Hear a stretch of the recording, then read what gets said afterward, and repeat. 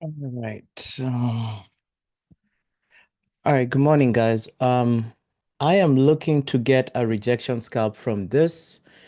So this trade will probably come in pretty fast. So let's see. I'm waiting for that crossover buy. Um, so let's see if we get this trade in. All right. We need that green X to show up. And I know this came in pretty quickly, but I will go over it once we have it.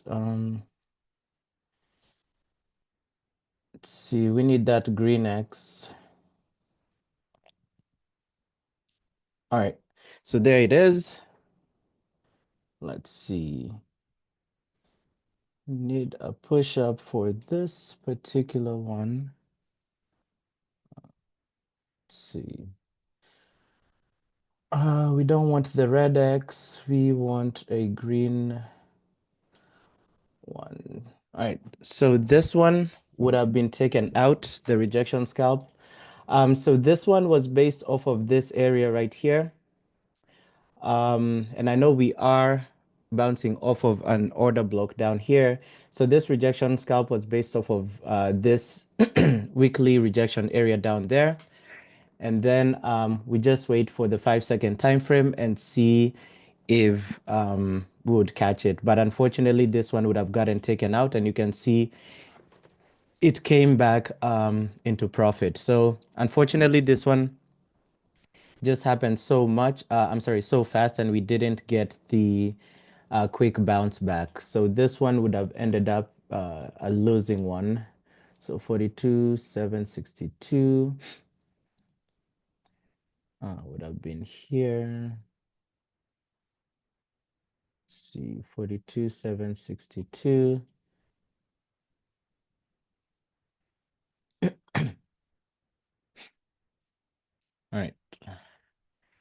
Let me just take a screen grab of this.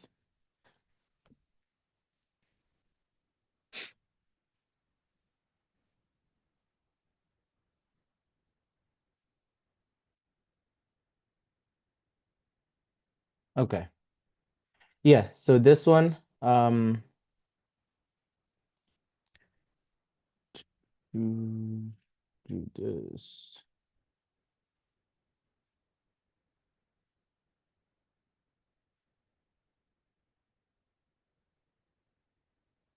All right.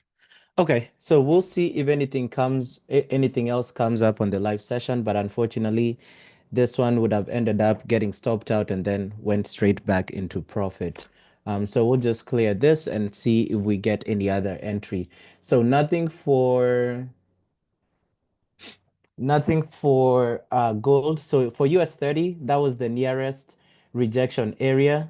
The other one was all the way up here at the top at 43,239, but it doesn't seem like that one price will come back up there pretty fast. And also one thing to notice for US 30, price has been dipping heavily, right? So actually we might get a hourly rejection buy here. If US 30 rejects back heavily to the upside, we might get an opportunity to enter a SAR levels rejection. So possible SAR rejection, SAR levels rejection entry here. But unfortunately, even for that, this rejection entry is in no man's land. So we don't have any supply or demand in here. So unless we swing back up to the upside heavily and then form a demand zone, that's the only way we can look to get into this trade.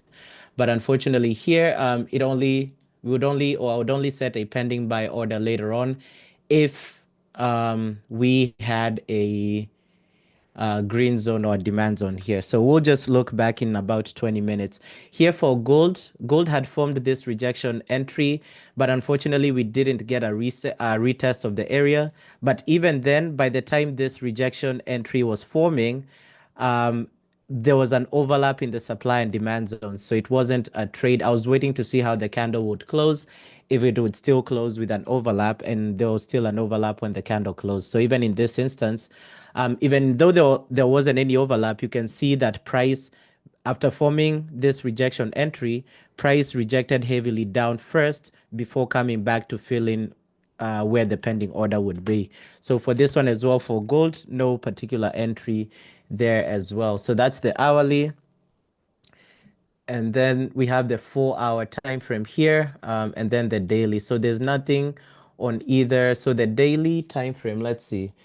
We might get a daily buy later on. So if this daily candle closes above this weekly sell area, but again, look, even on the daily time frame, when we turn on the zones, this rejection area isn't in any area of demand. So yeah, nothing as well there for US 30 on the daily. So yesterday for US 30, if you guys remember in the group, I had caught a sell from Sunday open, this sell that was right here, and I rode it down to take profit yesterday.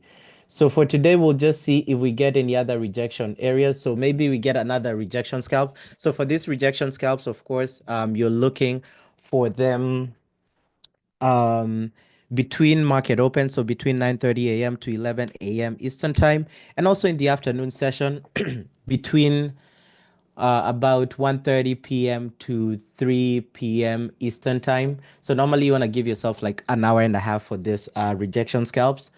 And yesterday, you guys, if you go to the Discord, you will see that I did catch one in the afternoon for US 30, the rejection scalp, this one. And this one came up at about 3 p.m. yesterday. So if you guys remember last week when I caught those rejection scalps as well, in 2 days in the previous week, I'd caught the rejection scalp at about 2:30 p.m. Eastern time. So yeah, so those afternoon rejection scalps are pretty nice as well. So I'm hoping maybe we get one more here. If not, we'll probably wait to see if we get a trend line and SAR entry somewhere for the other chart. And let's see. So let me look at the other chart to see if maybe there's any trend line and SAR entry.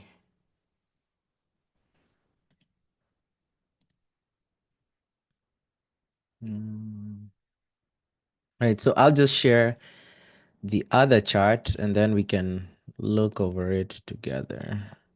All right, so for US 30, price has even broken down below the bottom trend line, and we don't have any SAR levels down there.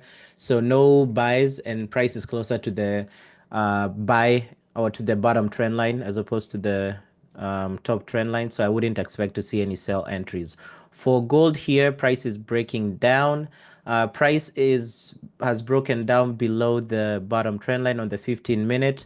And even then, I don't see any rejection entries here. So I don't see anything there. For BTC, BTC here, for BTC, this might be a rejection, depending on how this candle closes.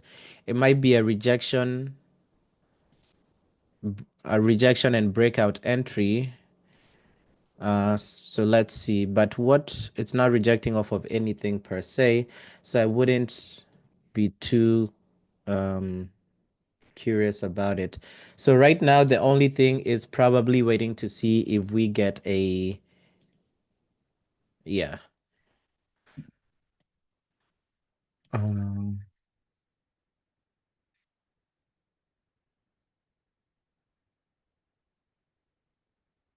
Only thing is to see if we get another rejection scalp somewhere. So let's see. The only trend line and SAR rejection here is probably BTC. Let's see how this candle closes for Bitcoin in the next 2 minutes. So here, because this should ideally form as a trend line and SAR rejection. Well, actually, rejection plus breakout entry. I'll give you a $2,500 stop loss and TP. Let's see how this one closes. And the zone it closes above. I would have wanted to see like bullish order block somewhere here, but we don't have that. And hopefully we get a rejection scalp for US 30 on the 15-minute based off of how it's dropping. But let's see how that goes.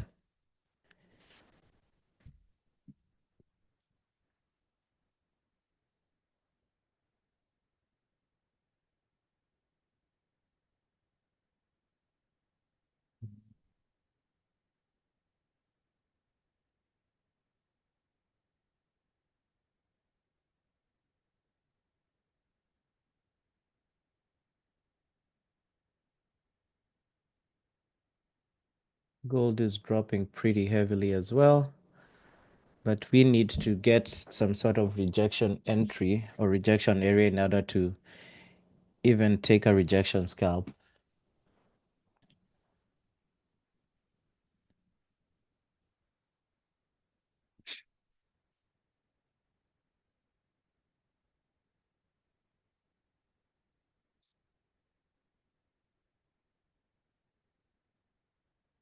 Um, huh, 30 minutes.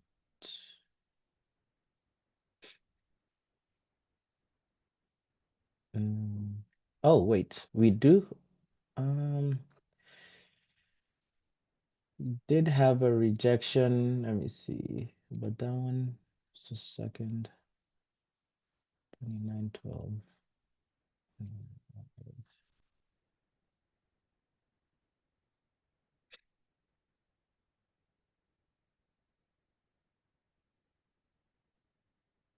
BTC.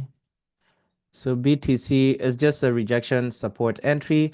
Here, if we turn on the zones, it's in a red zone, so this one wouldn't count. So I'll go back to the other chart that has the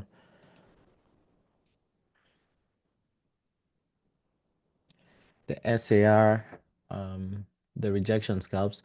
I'm trying to see if we have a rejection entry or rejection scalp here for gold on the 30-minute. So we printed this at 2912.7 at about 9:30. So 2912.7, it would be at 2912.7. And then this one would, so 2912.7. And then the one, yeah, I think we had a rejection scalp here for gold. I want to see, but this came in at the 30-minute time frame. So 2912.7 is where the rejection area printed. So you give yourself a dollar threshold. So it would be 2911.7. So price had to drop to 2911.7 first, and then you got this crossover buy right here. You do a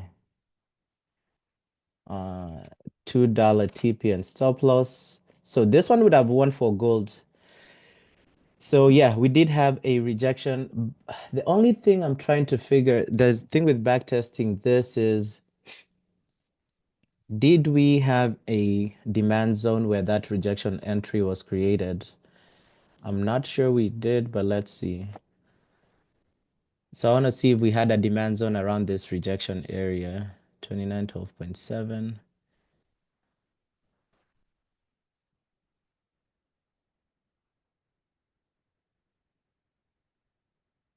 Yeah, so we actually had a demand zone. We do have a bearish order block in the direction where we are buying. However, for the rejection scalps, one thing you need to make sure is that so long as your TP area does not have the order block in it, you should be good. So for example, this one would have been a $2 TP and stop loss. So the hourly bearish order block is way past your TP and stop loss. For the other SAR levels rejection entries, that are more intraday trades, that's where we really, right? We want to make sure that you don't have, if you're buying, you want to make sure you don't have a bearish order block either in your TP area or your stop loss area. But actually, yeah, this one was a valid rejection scalp on gold because this would have been the entry there. It would have started off in drawdown a little bit and then went back to full TP. So if we had seen this and for some reason it didn't print on the 15 minute, so it printed on the 30 minute but did not print on the 15 minute. Technically, they should start printing on the 15 minute. All rejection levels should start printing on the 15 minute. But anyway, so with the US 30 rejection scalp that we just lost this morning, the one that we just got, price went up, went down, took us out at stop loss, and then went back up and would have hit TP. So if we had seen this rejection scalp here for gold, ideally would be at break even for the day. But unfortunately for right now, there's, just that loss for the US 31. But anyway, so this is ideally why I mentioned about forward testing this because it kind of shows me what time frames to look at for this rejection area. So now I know, going forward, I need to be looking at at the um, at the 15-minute and 30-minute ones as well. So for example, here for gold, we just printed another. Oh, wait, no, my bad. This is the back test. I thought we had printed another one. So yeah, so going forward, I just know to look at both 15-minute and 30-minute timeframes for early prints of rejection entries. So I'll just wait and see if we get another one. The only one I do anticipate being created a rejection area is for US 30 somewhere here. I don't know if we're going to print it during the live session, but let's see if we do get one. If we don't get one before 11, so 11 a.m. Eastern time is the cutoff for the rejection scalps for the morning session and then the afternoon session. Ideally, that's where for the afternoon session, I don't think I've lost any rejection scalps so far. But yeah, so the afternoon session between 1:30 p.m. and 3 p.m. Eastern time, there's also an opportunity to catch those rejection scalps. What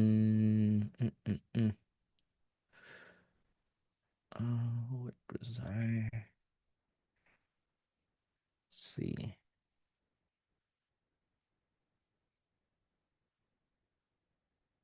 I was hoping we get a trend line and SAR rejection entry as well. I haven't gotten that in a while. So again, here on the hourly, possible if US 30 comes up heavily and comes and closes above where is this? Closes back above this in this hourly time frame, this would ideally be a entry for a SAR levels entry. However, we would need to make sure that this is a green zone right here. So US 30 would have to come back all the way up heavily and then give us a demand zone here in order for me to even think of setting a pending order for a buy on the hourly. But until then, you can see right now, if we turn on the zones, this rejection area is in no man's land. So it's not in a supply area, it's not in a demand area. And even if this candle comes back up here and closes above this rejection area, without giving us a demand zone, I wouldn't be taking that entry. So these US 30 trades for me have been hitting this month. I think I showed you guys the statistics last week in my journal. Um, for February alone, I think with the SAR levels rejection entries, I made like 10 G's on that one. So actually the SAR levels rejection entry was my most profitable one, and mostly due to US 30. The gold rejection SAR levels rejection entries were not as good. I think I had more losses. So I think I had like four, maybe out of five trades that I took for SAR levels rejection, um, three lost and then two won. But for US 30, I had like maybe a 60 or 70% win rate for the SAR levels rejection. So we need to see. I'm still waiting. What I'm anticipating is maybe creation of an rejection entry somewhere down here. So a rejection levels entry, and then I'm taking a scalp. But if it doesn't, of course, if it doesn't print out, then there's nothing left. And here for US30, so I was anticipating US30. Let's analyze US30 real quick here. I was anticipating US30 to drop down heavily. The reason for that is, so let's observe what happened in this area right here.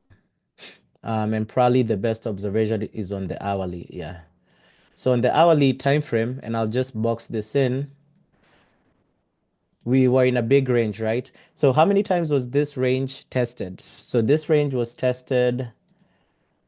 So it got created here first, and then it got tested 1, 2, 3, 4. There was a break, fake out, came back up, so 5. So normally, and if you guys remember how I used to, there was this other strategy that I have that I haven't used in a while. It's the structure strategy, right? So ideally, with the structure strategy, you would, for example, look at where there have been intersecting rejection levels. So for example, in this instance, the intersecting, if I was trading this like last week, just by using, and I know I took a bunch of trades here using the SAR levels rejection, I would have taken a buy here. The reason for that is because here you ask yourself, where do you have intersection of the wicks? So we had an intersection of this wick and this wick, and then you just average it out. So where did it intersect? And then you set your pending order there. Now, if you guys remember when I used to do trading for this uh structure entries, which you literally do not need any indicator for. All you need is to open your eyes and ask yourself what level has been created, where has price rejected from at least twice. And then you go ahead and you do an average of where the wicks have intersected. You set your pending order there. So if I was doing this, I would only have traded this level once. And then, yeah, so just once. So normally most zones don't really survive being retested 4 times. Eventually, there has to be a breakout either to the top or to the bottom. Same here, right? So for on the top side, we had a rejection level. I'm sorry, a structural level. I just want to make sure I don't miss anything. We had a structural level between the intersection of this wicks and this wicks, and then you just average out where the wicks connect, and then you set your pending order there. So for example, here, this would have been another structure play. So if, for example, one day TradingView indicators got deprecated or whatever, in like literally this is the strategy I'll just be playing. You just wait for the intersection of levels and then or wicks, and then you set your pending order there. But so once a zone has been tested more than 3 times, the next time price comes back down there, you expect a heavy, heavy push back to the downside. So for example here, and I think this was, I did take, I think 2 rejection SAR level rejection entries here. So I remember, I think during this day where we've been talking about wicks a lot. This wick that has this candle that has a big wick to the bottom on this day, and I think this one was Wednesday, and then I think there was one day it was a Friday. Yeah, so this Friday, which was the previous Friday, there was it was either a big market player that was pushing US30 up because we had heavy demand of US30 in the last 2 weeks around this area. So I remember because I was in a US30 buy here in real time, and here too I was in a US30 buy at the lows, at this lows right here. And when I saw this push, I was looking at it in real time, and we had, big push to the downside, but always a strong push to the upside. And I think maybe they were coming up to fill some pending orders at the top here. So that's why, like on Sunday open, I entered this SAR levels entry here, expecting US30 to go back down to the downside. Also, if you guys remember, I think last year, that's when I'd done an analysis of how market moves in market moves on the daily time frame for the last 10 years. And on average, I did say that US30 between the last week of January, no, the last week of February to mid-March, we normally have a deep correction in indices. So, and maybe I think, let me see. I think I have I have that chart. I never did for last year, but let's see. Let's see. Daily, no reversal. I think maybe it was this one. I don't know. No, probably not that one. I haven't done this in forever. Um, it's not the daily bias. SAR entries, tests, 2024, momentum. Okay, yeah, US 30 yearly outlook, right? So if we go back here, when I did that analysis, yep, so here you go. Um, So you'll see that high of the year is on average for the last like 10 or so years. High of the years, for example, in 2022 was January of 2022. And then you can see from like the last week of here. So you can see in 2022, in 14th February, we had this deep correction of US 30 all the way through June. So normally if it's like we don't have a bunch of wars going on, just a regular market, you expect US 30 to dip between same thing here. You can see here in 2020, it started dipping 19th February and then we had a dip correction, but 2020 was a COVID year. 2019 was the opposite. We started January, price kept picking up to the upside, and then we really didn't have a correction in 2019. In 2018, same thing here. You can see first February, the first week of February-ish, we had a correction all the way through the whole of February, and then US 30 ideally started, going down. But yeah, but historically, US 30 normally starts, and I've done the same analysis for gold. I just don't remember what I named the chart on gold. So ideally, and here I think I'll do for 2024 as well.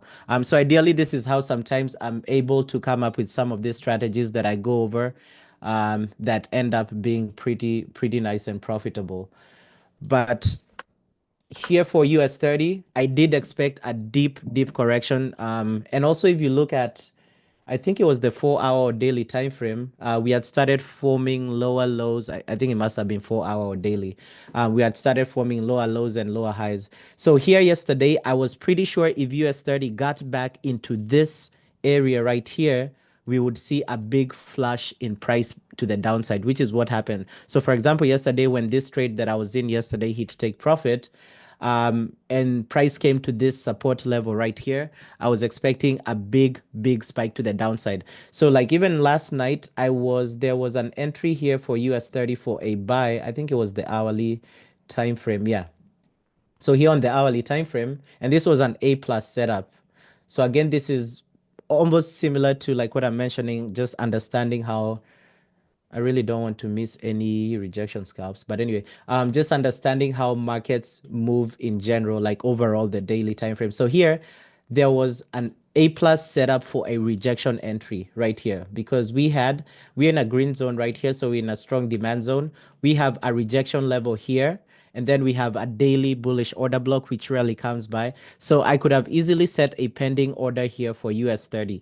So biggest red flag here was that this area we had already tested it 1, 2, 3, 4, 5, close to 7 times. So this area of support was overly tested.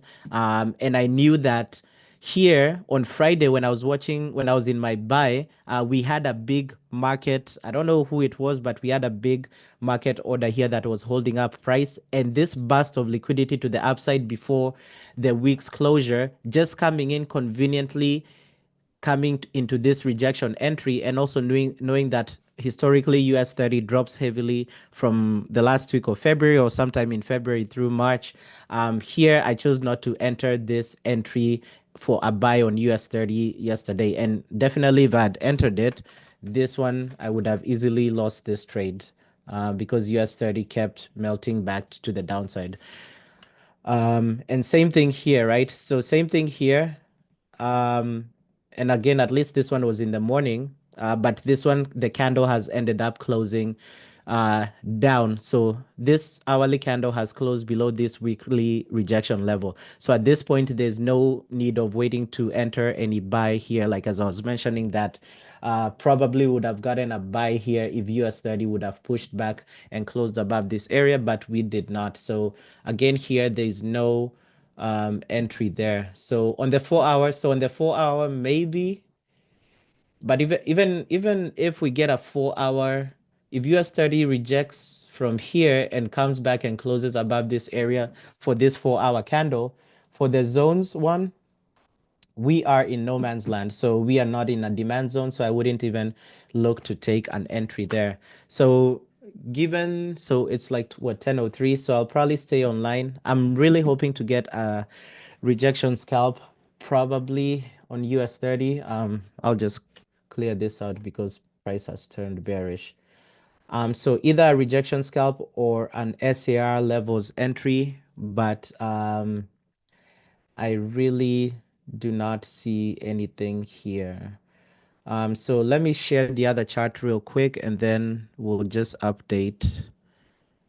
the we'll just update the other one. I want to update my journal real quick with that trade. Let's see.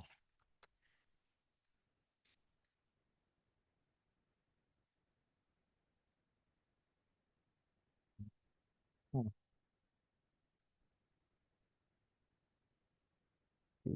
here. Mm,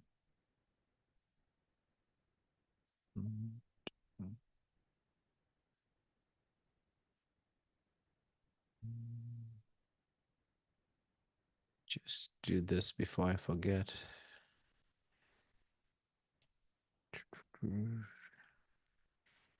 Save as report.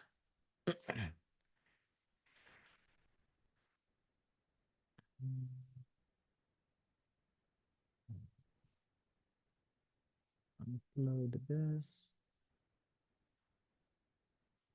Statement.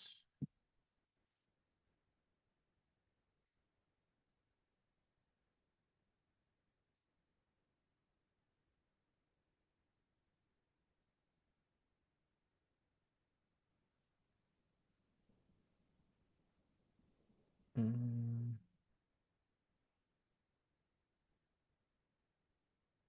this is a rejection scalp. Entry was on the weekly. Screenshot.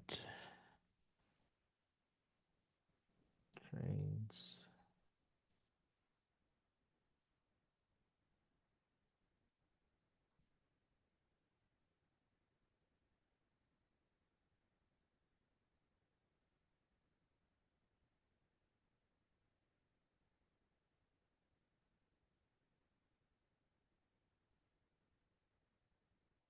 All right.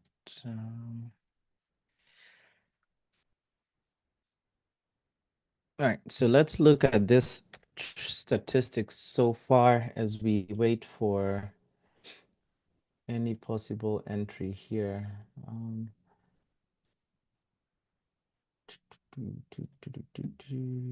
then filters. So do February and March.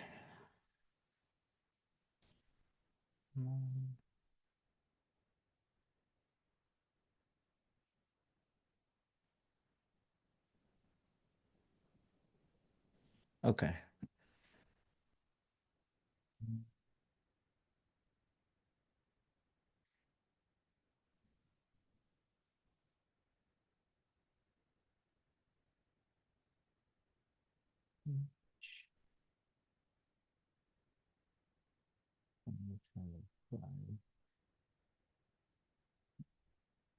Okay.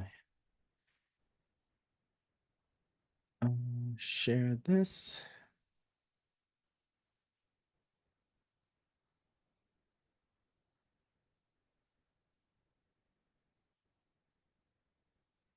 All right. So again, this is my trading. Wait, let's make sure we don't get any trades that come up. But anyway, so this is my trading journal. Yeah, so this is I have other accounts, so I thought this was my 200K. But anyway, so this is my 100K account, and we talked about so this 50K in profit is what between last year, last year what? Maybe last year in October or something. So I've managed to do like whatever percentage that is. But anyway, um here you can see in the month of February, I had what 13, is it 13,000? No, I made 13,000 in so last week. So last week for me, every day was a green day. 13K plus no minus 6K. That's 7K plus like 2K. So last month I did like what 10K on this one account. And then you'll see here yesterday for March. So yesterday I took what 4 trades.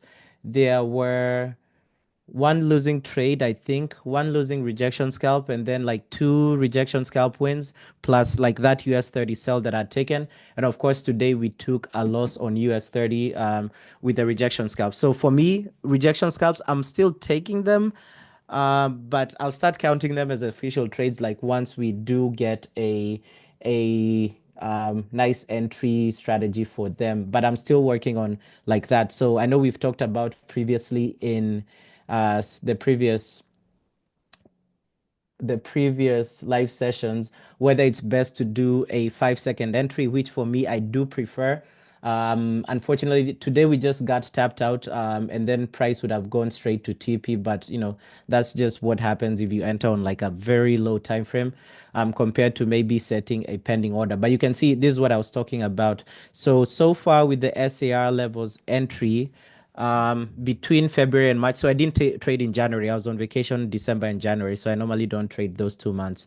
So for the year so far with the SAR levels rejection, 10 trades in total. So this is between US 30 and gold because I stopped trading Bitcoin for especially the SAR levels rejection. I think in the beginning of this year, I did tell you guys that BTC has a terrible win rate for the SAR levels strategy. But here, 10 trades, 7 winners, 3 losers. So total of like 7,600 across that strategy alone.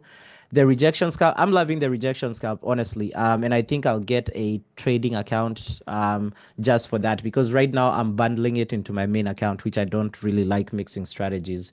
And then, so for the rejection scalp, we've had 12 trades, 7 winners, 5 losers. Now, what I did say about the rejection scalp, I think it's best to go for a 1:2 risk to reward and set break even once you achieve 1:1. The reason for that is these rejection scalps, they push up very heavily, right? And most of the times I haven't, other than maybe one, I haven't seen others that would have given me, say, break even. So let's assume here for these winners, let's assume we're going for a 1:2, and let's say out of the 7 winners, maybe five, I think 5 would have gone to a 1:2, and I was risking what 2K, and I know it's a little bit risking 2% on this 100K, but anyway, risking 2K per for this account per trade, so that would have been 10K compared to losing. No, actually, wait. Five for a 1:2 would have been 20K. 5 times 4 is 20. 20,000 compared to losing 5 losers, which would have been 5 times 2 is 10. So for the rejection scalp, if I shifted, which I'm going to consider going forward, if I shifted my risk to reward from 1:1 to 1:2, instead of making 3,800 for the year so far, I would probably be somewhere between 8,000 and 10,000 profit. So this rejection scalp's pretty nice. And I'm going to consider shooting for a 1:2 maybe after a month, after I have enough statistics. For the SAR levels break, we really haven't had that. I really want to.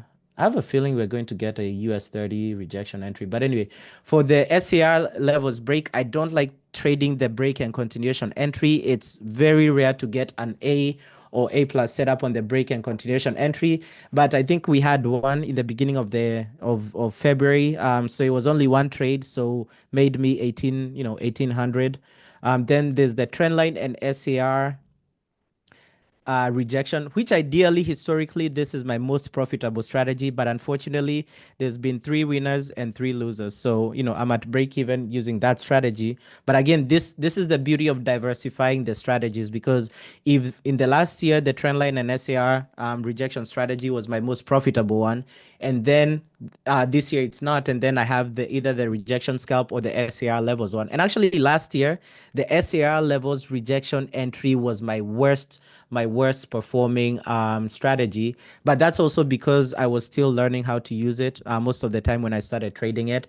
But this year, I feel like I've refined it a little bit more. And, I think also the full testing that I did last year from January till like November-ish also helped me understand how to get better entries from it. And last but not least is the rejection and breakout strategy. I've only taken one trade with it, and that trade has been a loser, so only lost like 2,000 on that trade. So this one as well is a good trade. So what I would say, the rejection and breakout strategy and the rejection and breakout strategy and the SAR levels break strategy, they are the best when you're trading Asia session, because the SAR levels break and the rejection and breakout strategy, you need ideally low liquidity in the market, because ideally they are reversal strategies, and mostly reversals, not mostly, or I guess a good amount of the time, reversals happen during Asia session. And performance by weekday, Mondays so far my best days with 6,000 in profit. Wednesday's my second best day, so I really don't have too much of a losing trade, losing days. Also here, performance by instrument, I literally just trade US 30, gold, and BTC. I will probably stop trading BTC maybe in another 6 months or so and just focus on US. I just want to collect statistics on BTC this year and see how it goes. But yeah, I might stop trading BTC. So right now, I don't trade Bitcoin for the SAR levels rejection entry. BTC is also, I've tested it a little bit with the rejection scalps, but I really don't want to overexpose myself. So I might stop trading BTC. But anyway, so BTC this year, only taken two trades with it. Two trades, both of them have been losers, unfortunately. And US 30, my best performing instrument, so far made 11,700 with it, gold 3,400 with it.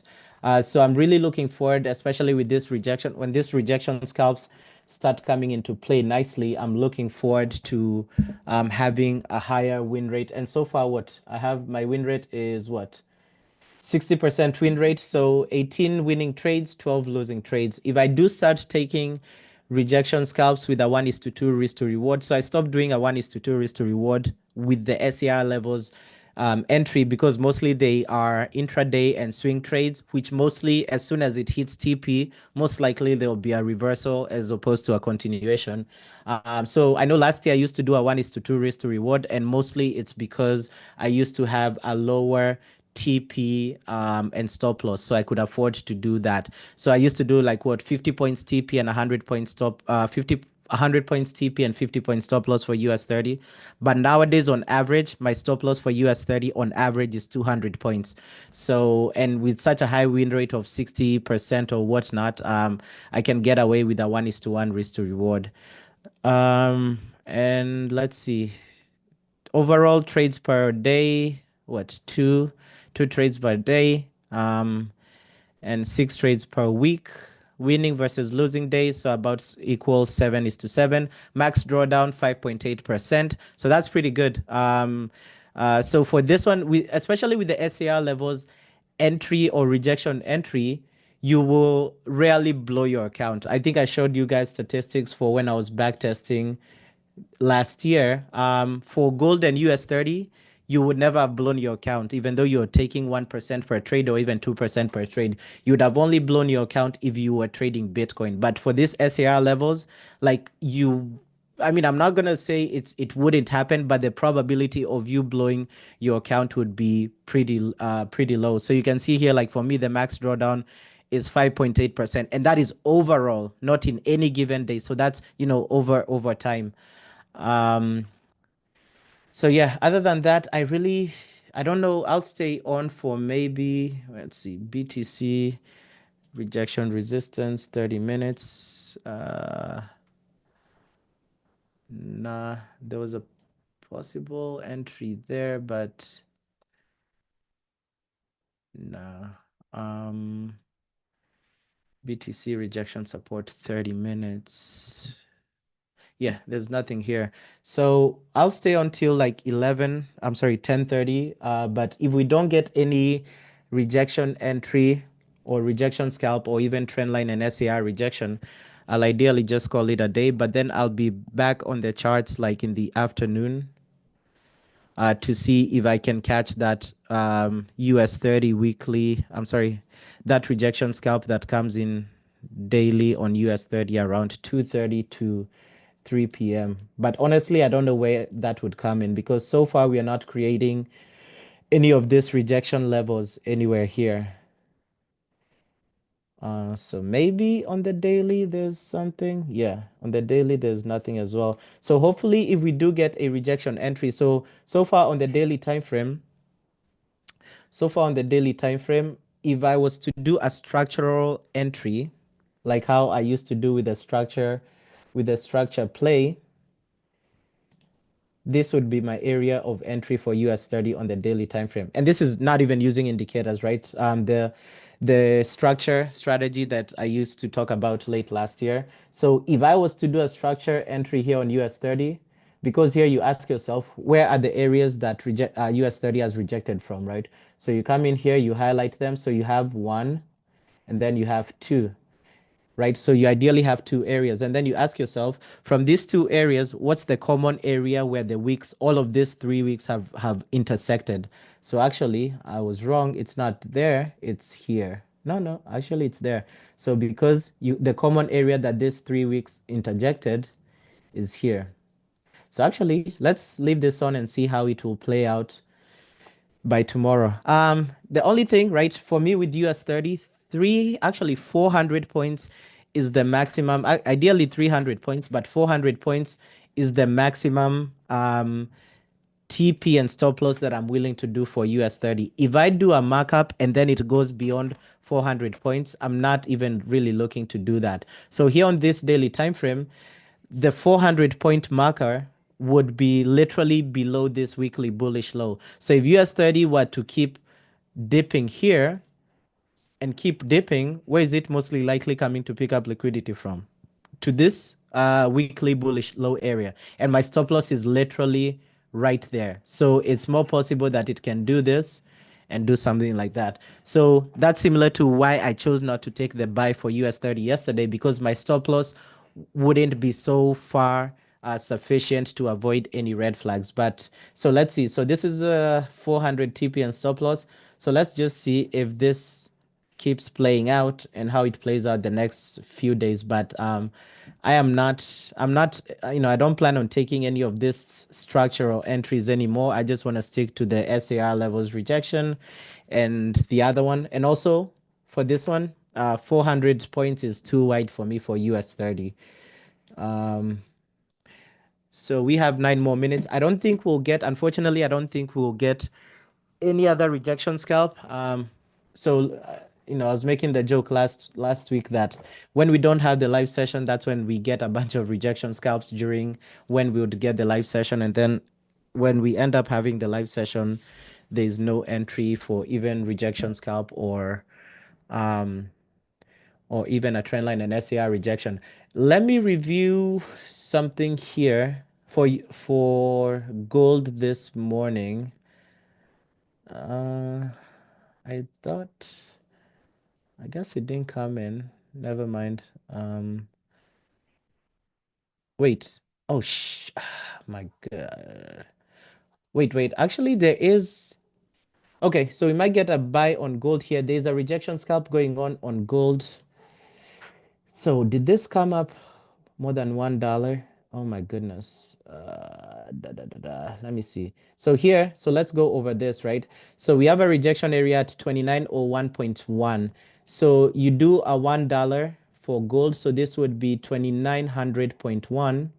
So gold would have actually, yeah. So this didn't meet this. So let's go over this one real quick. All right, so for the rejection scalp, and let me go over this again, right? Rejection scalp, you want to identify your area of rejection, right? So our area of rejection is what? 29 or 1.185. Then you want to, for gold, you want to go down a dollar either away or, away from that rejection area. So this one, 21 or 1.1, a dollar away from this rejection area would be 2900.1. And then ideally what you want to do, and this one actually, oh my God, this one would have been a nice one. And it didn't print in the 15 minutes. But anyway, what you want with the rejection scalp is price to get to your rejection area. You don't want a rejection immediately from that zone. You want price to keep going down and get to your $1 threshold first. And then on the way back, that's when you start going to the 5 second time frame, or you can choose to set your pending order. Now, what happened today? If price comes in your rejection level and gets to your rejection level and rejects back your so remember, for gold, for the rejection scalp, the TP and stop loss is $2, right? $2 for gold, which is not that much. So $2 for gold, $2 TP and stop loss right there, right? So you can either set a pending order, or if you're like me, you enter on the 5 second time frame, you wait for that crossover between the 5 EMA and 9 EMA.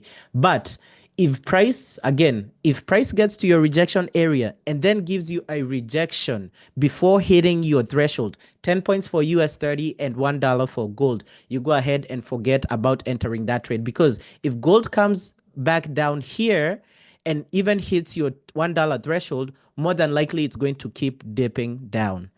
Same thing here. If price comes to your rejection area and goes away from the rejection area as you'd expect it to go, but doesn't meet your 10 or $1 threshold here for gold, it can be between 0.5 or $1, but I prefer having a dollar threshold. If it doesn't do that like it did today, again, you forget about that trade. But let's assume if today, in this rejection area here, gold had crossed it and triggered our, because ideally here, if I see a rejection area, I'm just going to set a alert there. And again, this rejection scalps, you want to take them between 9:30 a.m. and 11 a.m. Eastern time, or 1:30 p.m.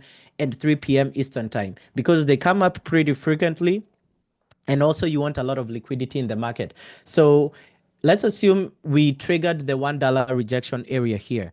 Then what I would do, as I did in the beginning of this live stream when I went for US 30, I would go down to the 5 second time frame. So here let's see 2901.195. So let's see if we can see that 2901.195 would have been somewhere here, this dip. So 2101.195, that was the area of rejection, which was somewhere here. And then we would have expected price to go down to 2900.195, which it did not. But let's assume that it did, right? We would have come into the 5 second time frame, and then we wait for the crossover of the 5 EMA and 9 EMA on the 5 second time frame. On the other hand, if let's say you chose to enter to do a pending order, it looks like you'd have gotten a better entry than somebody who waited for the crossover. But the reason I like waiting for the crossover is most of the times when you have that crossover of those EMAs on a lower time frame, you get a burst in liquidity to the upside or to the downside, depending on what direction you're trading. So here, if we kept going, the crossover came, I think, after this huge candle. So in this instance, somebody who had set a pending order for the buy, I think they would have gotten filled in somewhere maybe around there, right? Because it was 2901.195, and they did something like that and something like that. Again, I really want to, I feel like we'll get a US 31 that I don't want to miss. But anyway, so here for, let me close this. 29, 21. Why did I mess up that? Let me redo this. Reload.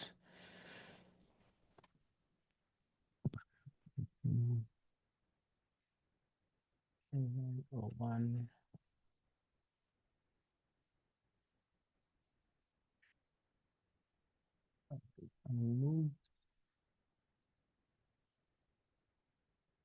Breakout scanner, come on.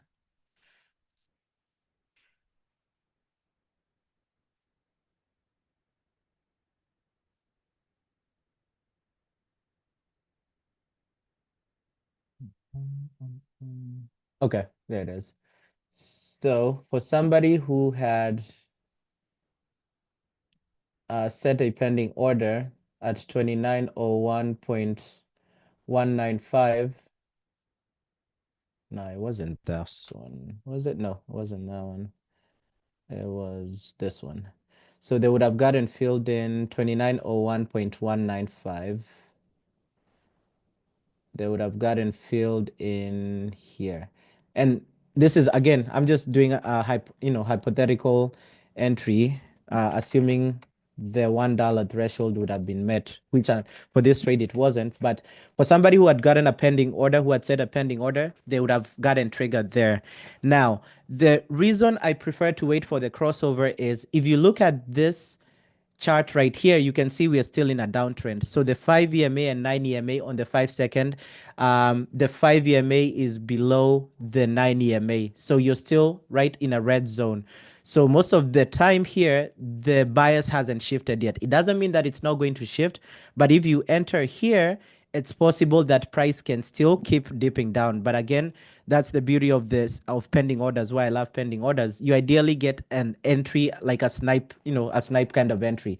Now, for me, if I was trading this, my entry would have been here on this candle where you have the red X and green X. So this is just an indicator that shows me where those EMAs have interconnected or where they cross amongst other let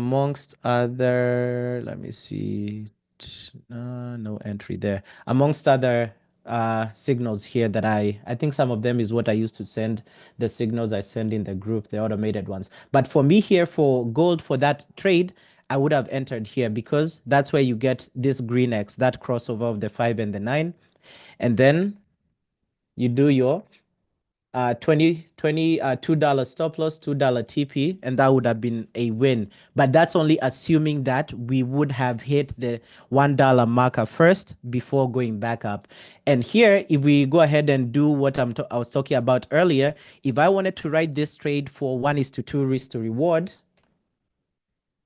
there, right, with break even set at 1:1, for me, how I risk 2K for that main account, this one I would have made like 4,000. Again, assuming this is just assuming that the trade was valid, which for this one it wasn't valid. But I just want to show you guys like an example of a valid trade and an example of how when this EMAs cross over, you have that continuation of liquidity to the upside.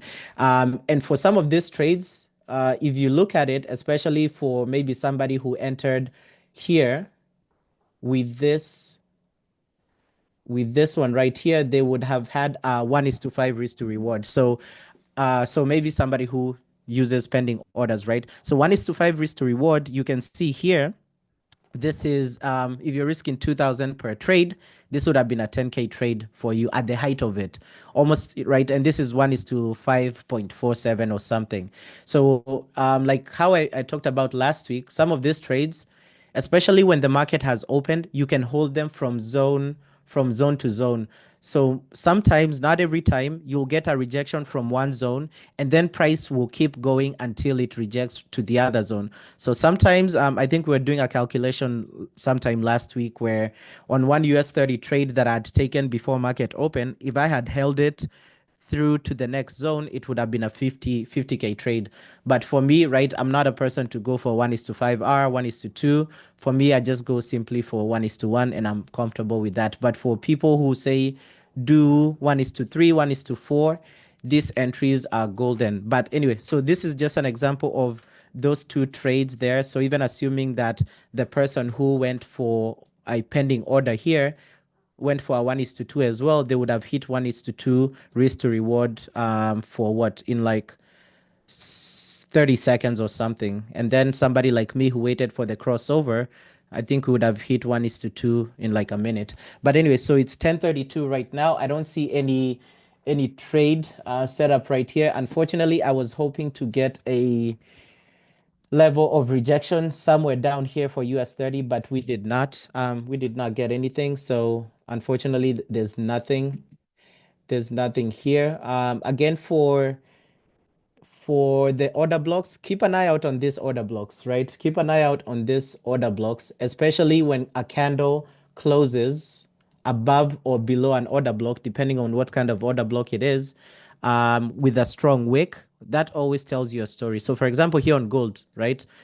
If I did a quick analysis here on gold, if I was just taking trades based off of order blocks, we can see that this candle came close below the order block, this hourly bullish high, came back and closed above, tried to close back below, but price was pushed back to the upside. So here, if I was trading based off of order blocks, this would be my trade here on gold, somewhere something like that.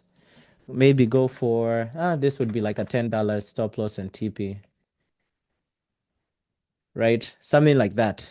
If I was trading order blocks by themselves. But for me, I use order blocks as a confluence. I really don't trade them by themselves. So, but assuming, let's assume here we had a rejection level somewhere like here. So this would have been a nice scalp for gold, right? Because if we had like an order block here and then we rejected from it and then we had an SAR levels rejection, I just use order blocks for confluences. But other than that, we'll see how it goes. If I do get a trade set up, oh, wait, there is this entry on gold in the next 25 minutes. Actually, there is a trade on gold, I think. Let's see.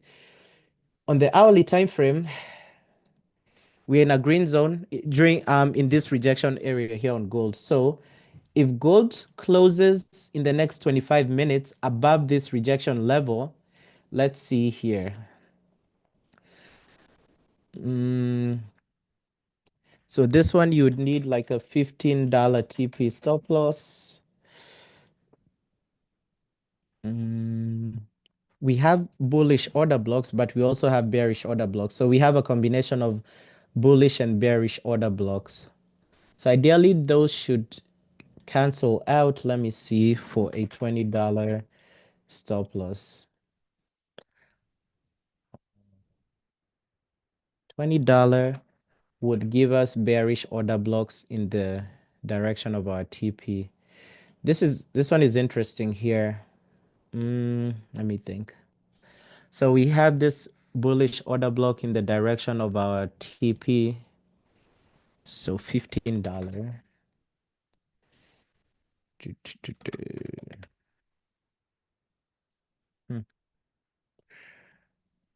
Hmm. Gold, gold, gold. Let's see. On the daily, we have okay. So for gold,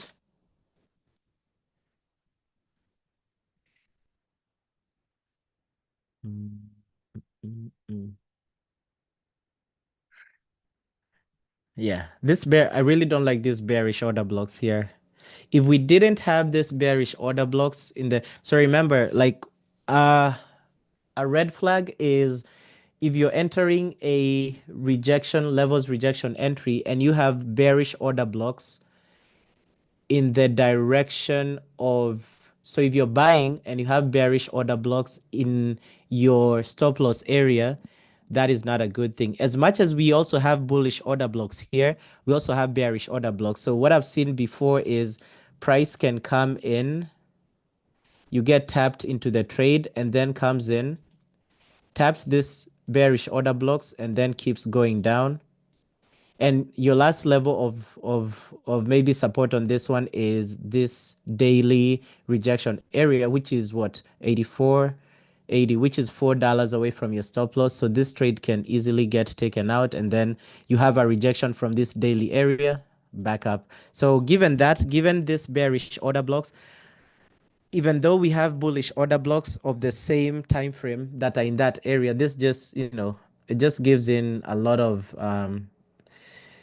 possibilities here that reduces the odds of this trade. But if we didn't have this bearish order blocks here, I would have looked to set a pending buy order here on gold. But again, if anybody has confluences for gold, for me, this is a B setup. Nowadays, I'm trying to stick to A and A plus setups. So it is a B setup, ideally because you have this order blocks in the direction of your stop loss. But if anybody has confluences for a buy on gold at 2901.1 or 2901 area, you can, if this hourly candle closes above that area, you can set a pending buy order on gold at that area. 20 points, $20, what is that? $20 stop loss, $20 TP. But then what you would want, if this candle closes, you want price to be bearish first, tap you in, and then go back up. But if this hourly candle closes and price goes up the distance of 80% of what your take profit would be before coming back down, you want to cancel that pending order. So that's how I trade the SAR levels. And I want to be a little bit more careful for this gold SAR levels because I really haven't. I'm down one trade for the SAR levels entry on gold compared to US 30. So I really want to be careful with the hourly and even especially hourly entries on gold. But other than that, I will see you guys tomorrow. If you guys have any questions, feel free to send them in the Discord.